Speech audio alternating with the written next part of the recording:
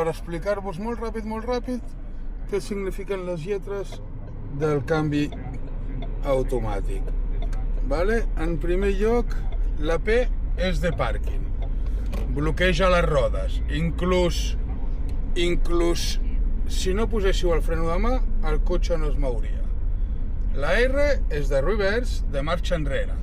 Sí? Igual que en el cotxe manual.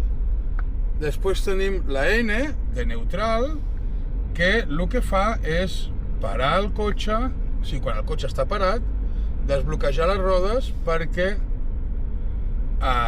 el puguis moure amb el cotxe parat. Després tenim la D, que la D és de automàtic, i després tenim la M, que és de manual, per canviar amb les leves manuals.